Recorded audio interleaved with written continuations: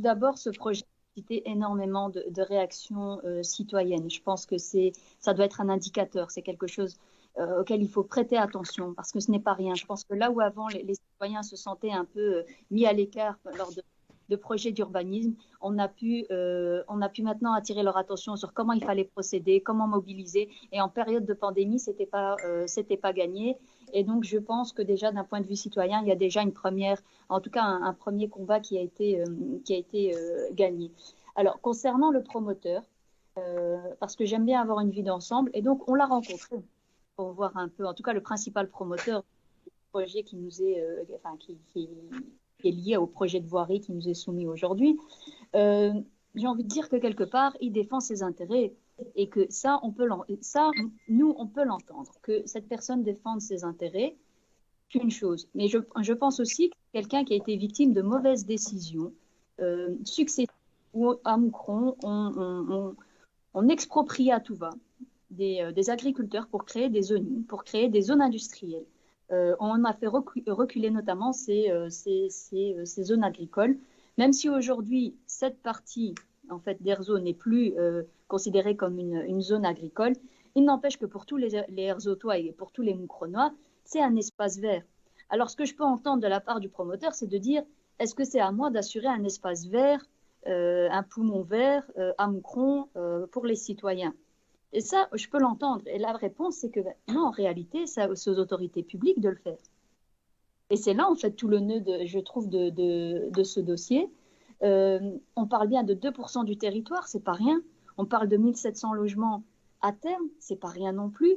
Il y a des considérations environnementales, il y a des considérations de mobilité dont on a parlé. Et puis, il y a un aspect dont on n'a pas parlé, c'est celui des charges d'urbanisme. Alors, les charges d'urbanisme, donc pour tout projet d'importance, les charges constituent en fait le point d'équilibre entre les intérêts de promoteurs, des intérêts privés, et puis l'intérêt public, celui des autorités et celui des riverains. Et donc, moi, je pense qu'à Moucron, c'est là que le bas blesse. Nos charges d'urbanisme ne sont pas ambitieuses. Donc, les objectifs d'une charge d'urbanisme, je trouve que c'est important de le rappeler, l'idée est de compenser le coût du permis pour la collectivité et donc de faire supporter aux titulaires de l'autorisation tout ou une partie de dépenses que la collectivité devrait exposer en lien avec la mise en œuvre de son projet. L'idée, par exemple, c'est de conserver une zone verte, d'aménager un espace vert, voire même de mettre à disposition un local pour accueillir une crèche, par exemple, pouvoir mettre de l'argent de côté pour créer des écoles, pour créer des classes, des projets d'envergure. Il y a d'autres communes qui prennent leurs responsabilités à ce niveau et donc un promoteur, il est prévenu quand il va dans telle ou telle ville à partir de... On ne parle pas de petits projets, on ne parle pas de 2-3 logements, on parle de 10, 15, 20, à partir de 20, 25 logements, la plupart des villes prévoient des charges d'urbanisme qui viennent chercher à équilibrer cet intérêt privé et l'intérêt général. À Moucron, on est très loin de cela. L'idée, évidemment, derrière tout ça aussi, l'objectif des charges d'urbanisme, c'est de capter tout ou une partie de la plus-value que génère en fait le projet. Parce qu'ici, qui est gagnant dans ce projet? Et moi, je peux l'entendre de la part de l'opérateur privé, mais est-ce que c'est notre rôle à nous? Et ça, c'est la vraie question. Donc, est-ce que la plus-value du projet, il y a une retombée pour la collectivité? Ça, c'est une question qui me semble aussi essentielle de poser. Et donc, ces charges d'urbanisme, elles peuvent prendre 3 formes. Une obligation de ne pas faire certaines choses, par exemple le gabarit, l'esthétique d'un bâtiment ou d'un lotissement. On a une obligation de faire, par exemple de réaliser une installation sportive, une crèche, voilà, voire même le paiement d'une somme d'argent. Donc, c'est ce dont je vous ai parlé. Sincèrement, à Moucron, il faut quand même admettre qu'on n'est pas allé très loin là-dedans. Et si vous me permettez l'expression, on a un peu l'impression que c'est open bar pour les promoteurs. Je vous invite vraiment un jour à arriver par le train depuis Courtrai vers Moucron.